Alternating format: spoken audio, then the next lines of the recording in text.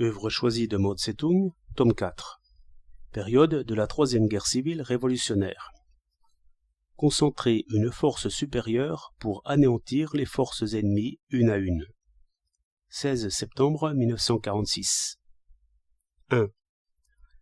La méthode de combat par concentration d'une force supérieure pour anéantir les forces ennemies une à une doit être employée dans la disposition des troupes, non seulement sur le plan opérationnel, mais aussi sur le plan tactique. 2. En ce qui concerne la disposition opérationnelle, quand l'ennemi engage beaucoup de brigades ou régiments et avance en plusieurs colonnes contre notre armée, celle-ci doit concentrer des forces d'une supériorité absolue, soit 6, 5, 4 ou au moins 3 fois celle de l'ennemi, et saisir le moment opportun pour encercler et anéantir d'abord une brigade ou un régiment de l'ennemi. Il faut que cette brigade ou régiment soit une brigade relativement faible ou moins bien soutenue, ou encore qu'elle se trouve dans l'endroit où le terrain et la population nous sont les plus favorables et sont défavorables à l'ennemi. Notre armée doit, avec des forces peu nombreuses, retenir les autres brigades ou régiments de l'ennemi, les empêchant ainsi d'aller rapidement à la rescousse de la brigade ou du régiment que nous encerclons et attaquons, ce qui permettra tout d'abord à notre armée de l'anéantir. Ce succès obtenu, nous devons, selon les circonstances, soit anéantir encore une ou plusieurs autres brigades ennemies, soit retirer nos troupes, les reposer, les instruire et les consolider pour les préparer à de prochains combats. Voici 2 exemples du premier cas. Nos troupes, commandées par Cao Yu et Tan Chen-lin, anéantirent près de Zhou-Cao, le 22 août, un corps de la police des communications fort de 5000 hommes, puis une brigade ennemie le 26 août, puis encore une brigade ennemie le 27 août. Nos troupes commandées par Liao Po-cheng et Deng Xiaoping anéantirent du 3 au 6 septembre une brigade ennemie près de Tsingtao, puis une autre dans l'après-midi du 6 septembre, puis 2 autres encore les 7 et 8 septembre.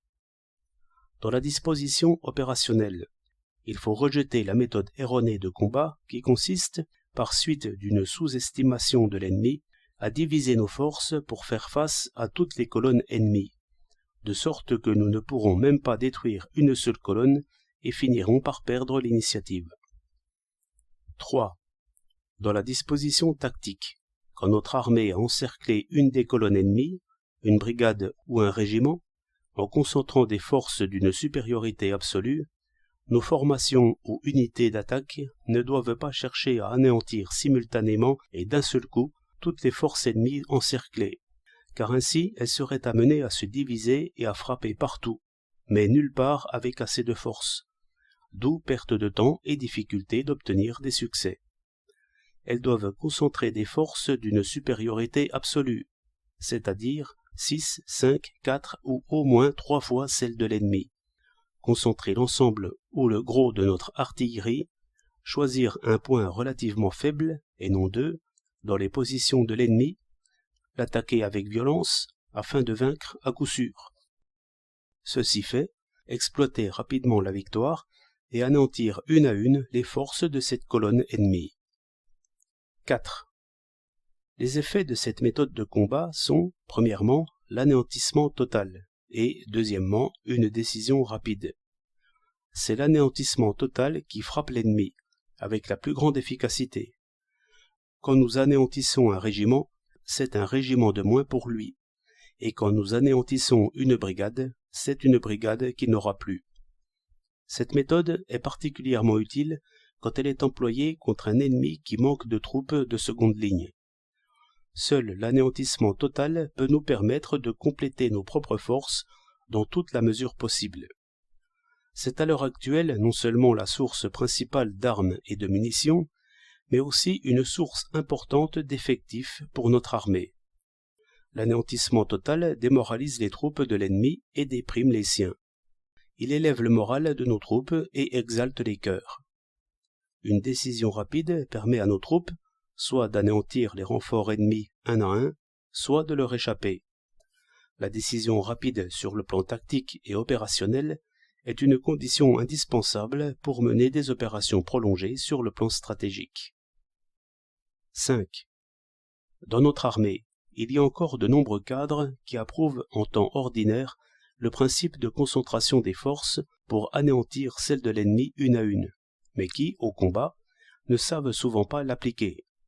Cela est dû à une sous-estimation de l'ennemi et aussi au fait qu'on n'a pas renforcé l'éducation au sujet de cette méthode de combat, ni insisté sur cette étude. Il faut donner des exemples détaillés de batailles passées pour expliquer de façon réitérée les avantages de cette méthode et montrer que c'est le principal moyen pour briser les attaques de Chiang Kai-shek. Pratiquer cette méthode, c'est aller à la victoire. Ne pas la pratiquer, c'est aller à la défaite. 6. Le principe de concentration des forces pour anéantir celles de l'ennemi une à une est une belle tradition à laquelle notre armée s'est attachée depuis qu'elle a été fondée, il y a près de 20 ans. Ce n'est pas la première fois qu'on le met en avant. Il est vrai que durant la guerre de résistance contre le Japon, notre armée recourait principalement à la dispersion des forces pour mener la guerre de partisans, et avait comme méthode auxiliaire la concentration des forces pour mener la guerre de mouvement. Mais, dans la guerre civile actuelle, les conditions ayant changé, la méthode de combat doit changer elle aussi.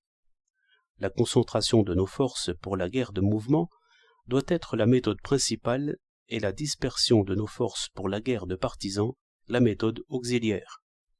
Maintenant que l'armée de Chiang Kai-shek est équipée avec des armes plus puissantes, il est nécessaire pour notre armée d'accorder une importance toute particulière à la méthode de concentration d'une force supérieure pour anéantir les forces ennemies une à une. 7. Quand l'ennemi prend l'offensive et que nous sommes sur la défensive, il est indispensable de recourir à cette méthode. Cependant, quand l'ennemi est sur la défensive et que nous prenons l'offensive, nous devons alors distinguer deux sortes de situations et adopter deux méthodes différentes. Lorsque, dans un lieu donné, nos forces sont importantes alors que l'ennemi dispose seulement d'effectifs assez faibles, ou bien lorsque nous attaquons l'ennemi par surprise, nous pouvons, simultanément, frapper plusieurs de ces unités.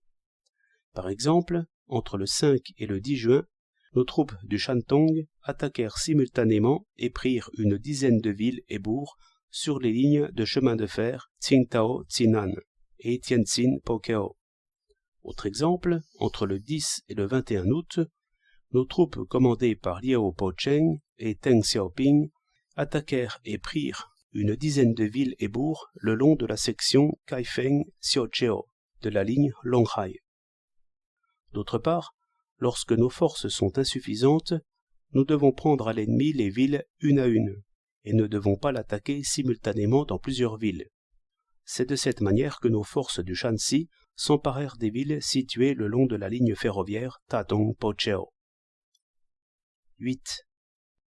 Au moment où nos armées de campagne, recourant à la concentration, anéantissent l'ennemi, elles doivent coordonner leurs opérations avec l'action intense des formations locales, des unités de partisans locales et de la milice populaire. Lorsque les formations ou unités locales attaquent un régiment, un bataillon ou une compagnie de l'ennemi, elles doivent également appliquer le principe de concentration des forces pour anéantir celles de l'ennemi une à une. 9. Le principe de concentration des forces pour anéantir celles de l'ennemi une à une a pour objectif principal l'anéantissement des forces vives de l'ennemi, et non pas la défense ou la prise d'un territoire.